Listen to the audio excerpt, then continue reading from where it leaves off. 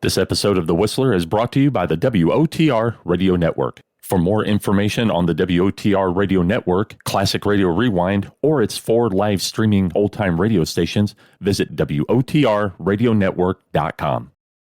The Whistler, another signal mystery. Tonight, the Signal Oil Company, marketers of Signal's famous Go Farther gasoline and motor oil, bring you another in a series of strange tales by The Whistler, a story of revenge and ironic justice set against the background of eerie beauty and sudden death. Listen to The Last of the Devereaux.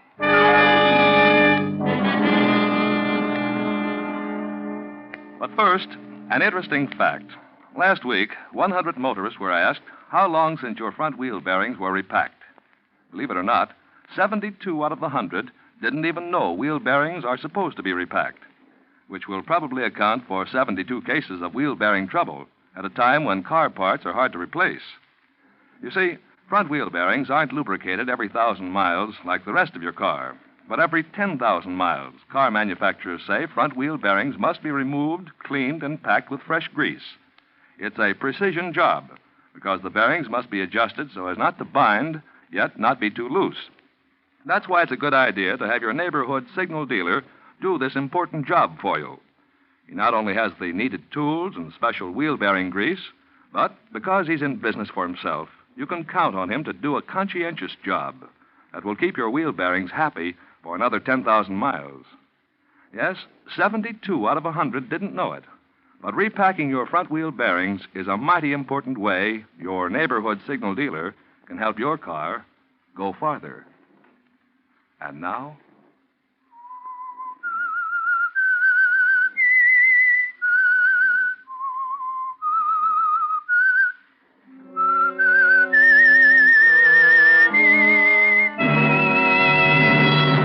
I am the Whistler, and I know many things, for I walk by night. I know many strange tales, many secrets hidden in the hearts of men and women who have stepped into the shadows. Yes, I know the nameless terrors of which they dare not speak.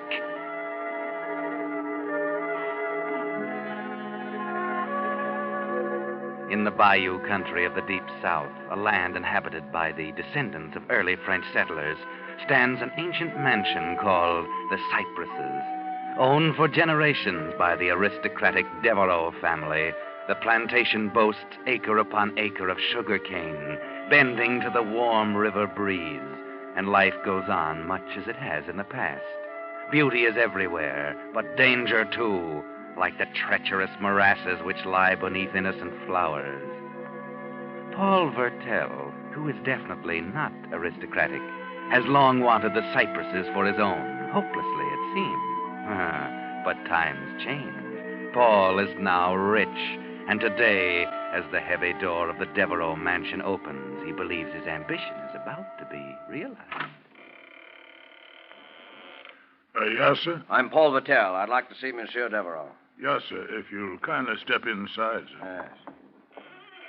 Master Devereaux's been right poorly lately. Doctor says he can't have no shock of no kind.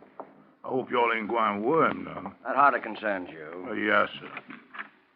Master Devereaux, this here's... Paul Vertel. You must have been expecting me. Yes, monsieur. That will be all, Matthew. You sure you don't want me? It's quite all right. Yes, sir. Please be seated, monsieur. May I pour you a brandy? My visit isn't social. I've come about... The foreclosure. Yes. This is your last day to redeem the property. It is now 3 minutes until 4. That you can pay me $15,000 by 4 o'clock, I shall have to take possession of this estate. What do you want with my land, Monsieur Vertel? You're no sugar planter. You're a trader. Yet you've taken great pains to buy up every note I've given in the last 5 years. Notes that I've had no trouble renewing. Cypresses took my fancy. I have the habit of getting what I want. Wasting time. I assume you're unable to pay the money, therefore... Your assumption is not correct, sir. It's not correct. Only a few minutes ago, I completed arrangements for a loan. The money has already been placed to my account. 2 minutes still remain before the deadline. I'll write you a check. I don't think you will. What do you mean? In a minute and a half, if you haven't paid me the money due, the cypresses will be my property. I've counted on having it, do you hear? I won't be cheated out of it now. I'm an old man and a sick one, but I am going to that desk. Get out of my way, or I shall ring for help. You won't be able to. This is Devereaux land. You won't get your filthy hands on it. I warned you. It's you who should be warned. Take the cypresses, but its ghosts will haunt you. Its wine will sour in your glass. The river will rise up and cover the land, and you, Paul Vartel, will sicken and wither and die.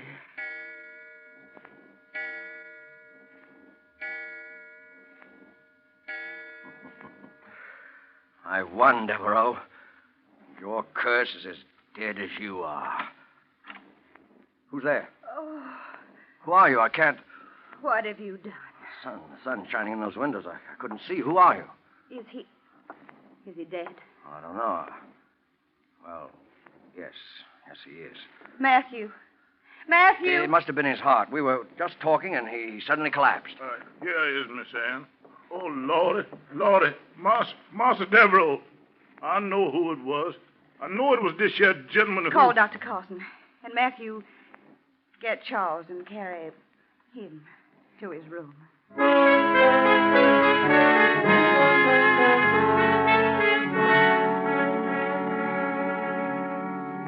Poor old Monsieur Devereaux. But how very fortunate for Paul Vertel, now the new master of the cypresses. Paul is quite pleased with the way things are going. By nightfall, Dr. Carson has already signed the death certificate. An inquest would have been such an annoyance. Then, too, there is this Miss Anne, young and fascinating. Miss Anne, who at the dinner table identifies herself as Anne Martin, the Devereaux' housekeeper with a strong love for the cypresses, its gloomy old house, and its swamps. Now, what do you intend to do with the cypresses, Monsieur Vertel? Sell it at a handsome profit? Oh, no. I intend to live here, mademoiselle. When a man has spent 20 years fighting a highly unsympathetic world, he sometimes longs for a gentler mode of living. I mean to find it here. I believe there's an old family saying that only a Devereaux can be happy at the cypresses. I found that old family sayings have even less vitality than the old families which say them. I didn't know if you planned to stay, Monsieur Vertel, but I had a room prepared for you. I'm afraid there's no choice. I was, unfortunately, all too aware that Devereaux couldn't meet his obligations, so I made arrangements accordingly. An agricultural expert will be here first thing in the morning. I begin to understand your success in the world. Oh, but here's Matthew with some port wine. You'll find it very excellent. Oh. To the new master of the cypresses. And new life for a dying house.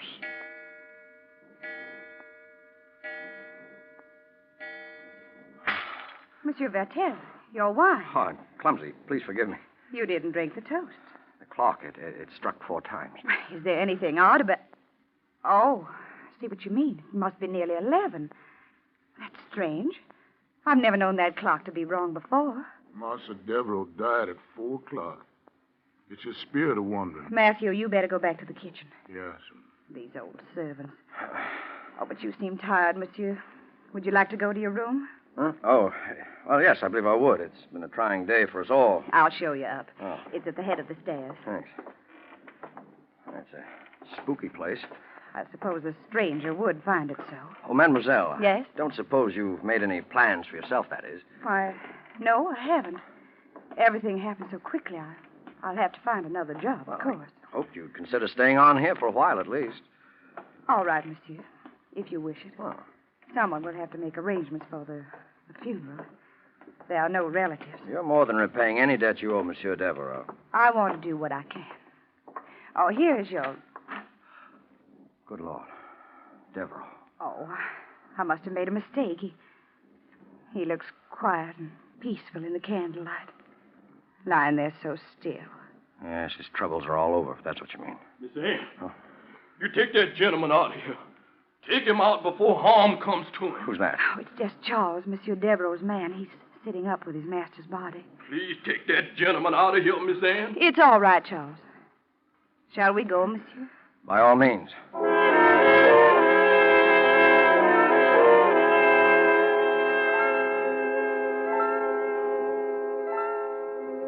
And so Paul Vertel becomes master of the cypresses.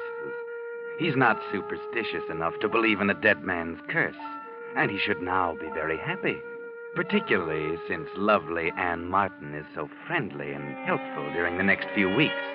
But there are other things which are not so pleasant.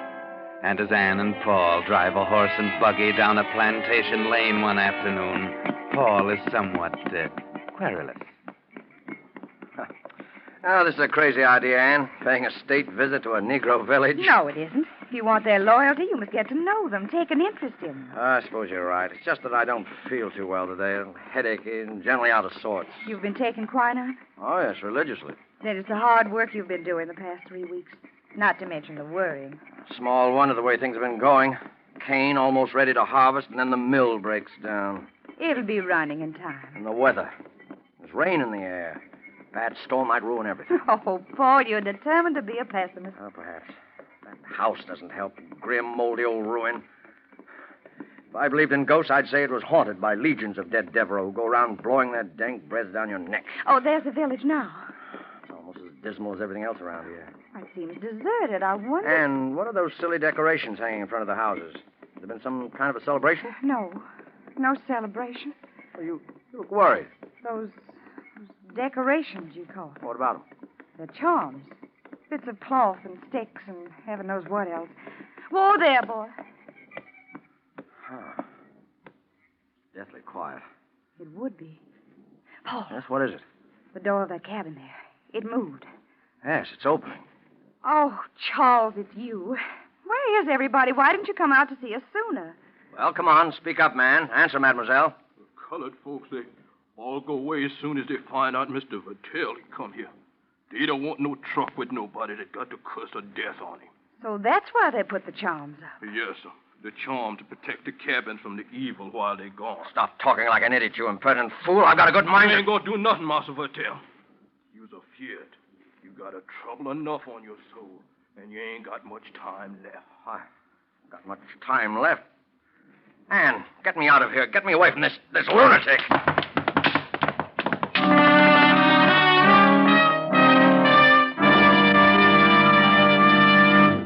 You are listening to The Whistler, another Signal mystery, brought to you by your friend, the Signal Oil Company, marketers of Signal's famous Go Farther gasoline and motor oil.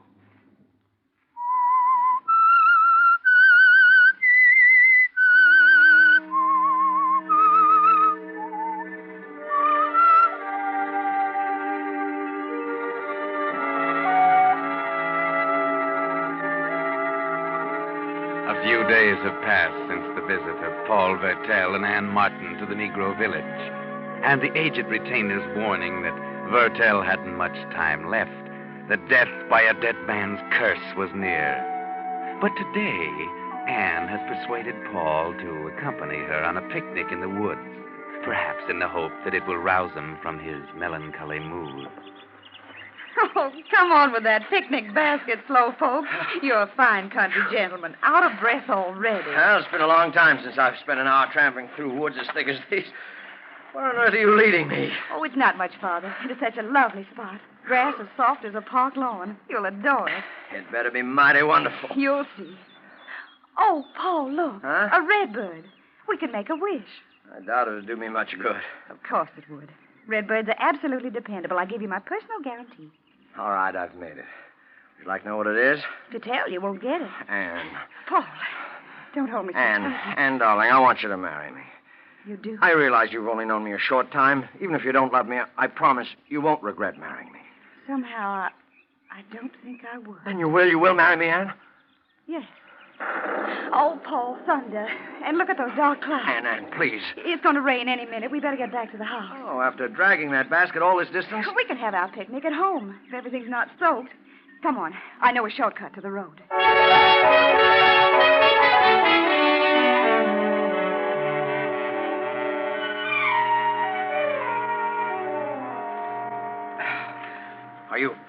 Are you sure you're going in the right direction?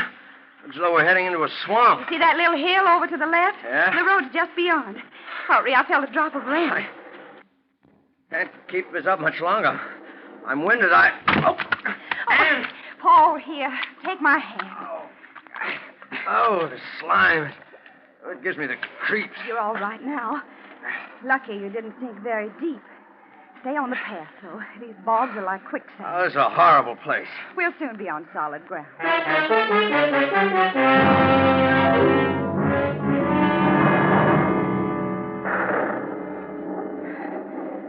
Not much farther now. I hope not. Hey, what's that on top of that hill? It's a marker of some kind, I guess. Only I don't remember anything of that sort around here. Well, there's a mound of earth there beside it. In a few steps, we'll be able to make it out. It seems to be a grave. Only... It's open. I don't understand. A grave out here in the middle of nowhere? Well, let's go on, Ann. I've caught my breath. I'm curious.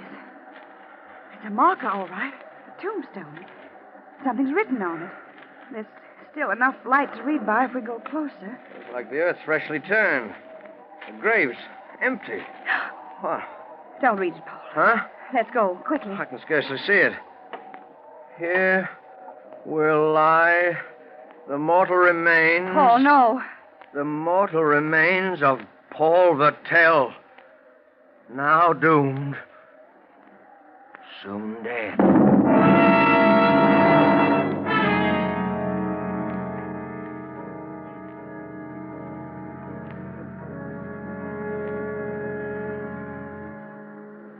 Drink the coffee, Paul, and take this quinine capsule with it. You've got an attack of malaria. Yes, of course. I just can't hold myself. Those chills. Can't you get that doctor here to see me, Ann? I've been trying to reach him on the phone. This is mighty poor weather for even a doctor to go sashing around in. If you keep up like this, that old river gonna back right up in the bayou. I know as soon as them chickens started flapping That'll their do, wings... Matthew. Yes, Miss Ann. Oh. I keep seeing that grave. Try not to think. I'll try. Here, Ann, give me your hand, will you? There. Oh, I don't know what's going to happen to me anymore. To me or anything. Poor darling. All these ghastly warnings. I'm as sane as any man. I realize they're only trying to frighten me, but still I don't I know. understand. Anyone at all would be unnerved. Yes. You always understand. You've always been my friend here. My only friend. I'm glad if that gives you comfort. You said you'd marry me, Ann. There's more of a risk now, financially at least. If the rain keeps up, the cane will be ruined. You think that would make a difference? No. That's why I don't hesitate to ask you.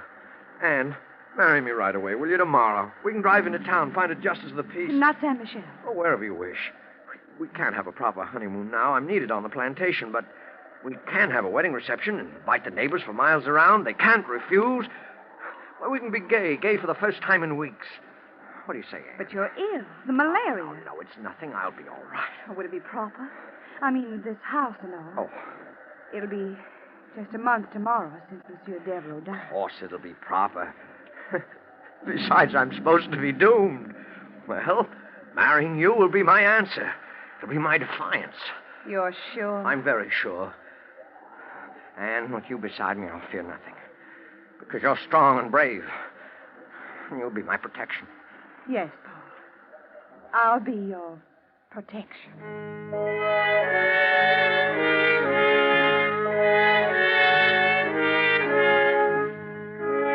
Paul feels that he's beaten his jinx now, that he'll have nothing else to fear. The next day, in a town not far away, he and Anne are married. The ceremony is performed by a magistrate, with strangers as witnesses. Afterwards, they drive back alone to the cypresses, while the rain pours down and the rising river spreads beyond its banks. Well, Madame Vertel, here's your home and your first party with guests who've come to help us celebrate. Oh there. Oh. Charles, Matthews. Confounded, why isn't one of them here to take care of this horse? I'm not going to wait. I'll come with you.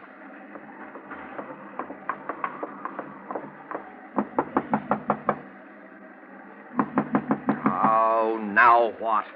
Try the door. Why? I don't understand. No one here. No servants, no guests, no one. But why? The guests didn't care to accept your invitation. Nonsense. No, it's this terrible weather. The servants have gone away because they're afraid. It isn't like you to talk that way, Anne. Now, let me take your coat. You were afraid last night. That's not true. Well, since we have the place to ourselves, we may as well go in the parlor. See? Everything's been arranged for the reception. A wedding cake, flowers, even champagne. I see. You're suddenly very glum, my dear, and you were so gay a little while ago. Oh, it's this house that depresses me. It's like a tomb. Means someone's going to die when a dog howls like that. But you're not afraid, are you, Paul? I'm here, you know. Your protection. Why do you keep implying that I'm afraid? Because you're trembling. It's the malaria, do you hear? There's nothing else. Wait a minute.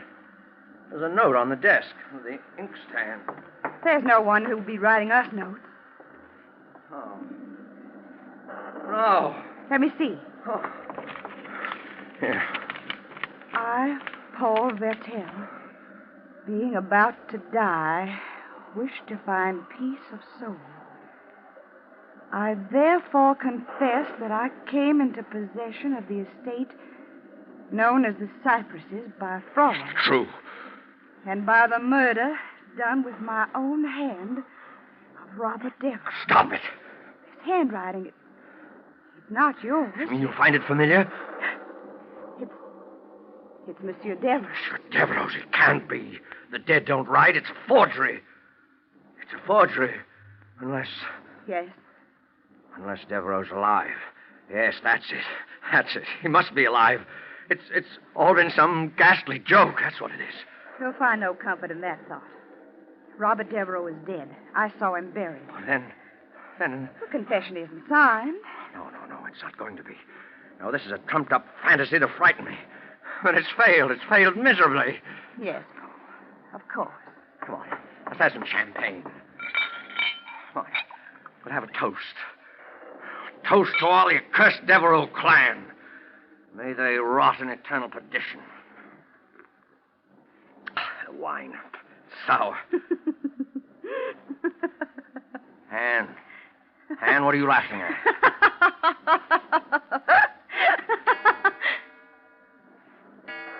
Oh, no. That clock. Yes, Paul. The clock. You remember when you first heard it? Talk like that. Don't talk like that. Why not, Paul? Surely you're not frightened. The lights. What's happened? They've gone out, Paul. The lights. And you're alone in the dark. Alone with that cursed Devereaux clan. One alive, the other's dead. Anne, what are you trying to do to me? You remember Robert Devereaux's last words. Take the cypresses. But its ghost will haunt you. Its wine will sour in your glass. The river will rise up and cover the land, and you, Paul Vertel, will sicken and wither and die. You? Yes. I'm Anne Devereaux, daughter of the man you murdered. But you married me. Because I knew you were going to die. And that when you did, the cypresses would come back to me, your wife. You managed all this trickery. Can you be sure it's just trickery? You lied, cheat. You're worse than I am. You've been haunted by ghosts, Paul. Let me get my hands on your throat. The cypress's wine has soured in your glass. Where are you? The river is rising. Its water is covering the land. I trusted you. You've sickened and withered, and you will die. You see, even the storm wants to see the finish, Paul. I shall not die. And you won't escape me by running out into the storm. You'll have to be fast to catch me, Paul, and the malaria's taken your strength. I've still got strength enough to strangle you.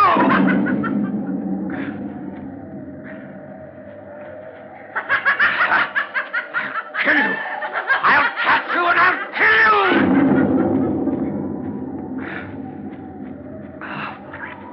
Paul. Over here, Paul.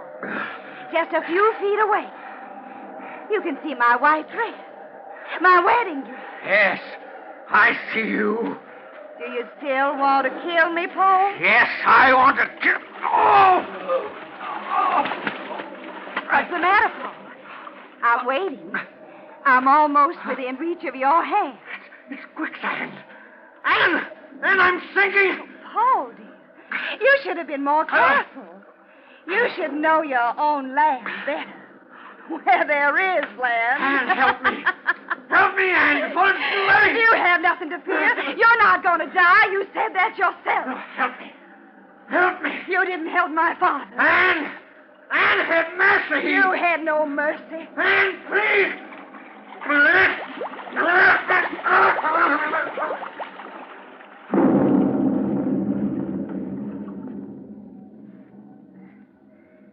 This is Devereaux land. Always shall be. The river will cover it. But when the waters recede, the cane will grow again. Tall and green.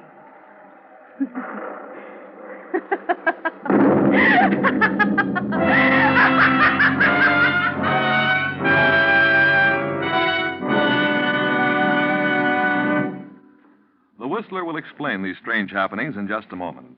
Meantime, here's an interesting incident called to our attention by Miss Norma Oberjorgi of Long Beach, California, who writes, "While returning from a trip recently, my motor heated up so I was afraid something serious was wrong.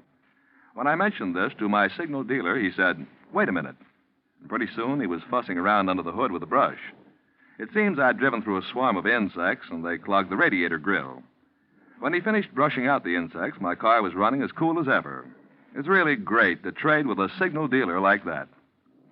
Yes, friends, it is great to trade with dealers who give not just the service you ask for, but also the service they know your car needs to make it last. That's why so many folks are switching to signal stations. They know that when a man's operating his own business, he naturally tries to please you better, so you'll come back again. And these days, when our present cars have to outlast the duration, such conscientious signal service can spell the difference between the 1 in every 12 cars that will go off the road this year and those that will go farther. Now, back to the Whistler.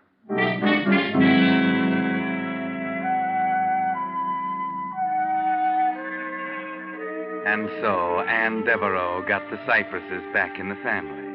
Yes, she'd tricked Paul Vertel, using every means at her command to break him in body and mind. She had an ally in the malaria, of course, but Anne even helped that along by giving Paul capsules of plain flour instead of quinine. Unfortunately for them, people can't store up as much hatred as Anne did without hurting themselves. And that's why when they found her after the storm, she was still laughing, quite insane.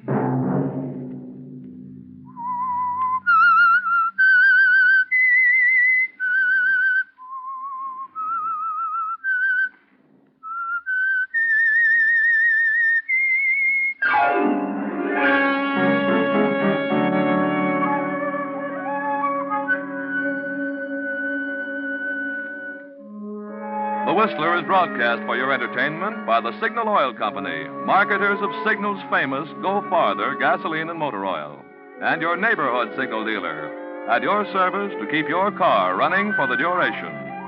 The Whistler was produced by George W. Allen. Music composed and conducted by Wilbur Hatch. This program is being transmitted to our troops overseas by the Armed Forces Radio Service. Next Sunday night at 7:30, the Whistler will bring you another signal mystery, Till Death Do Us Part. Bill Pennell speaking.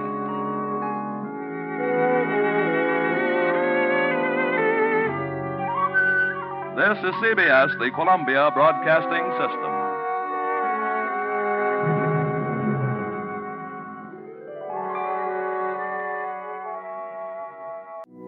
You're listening to the WOTR Radio Network.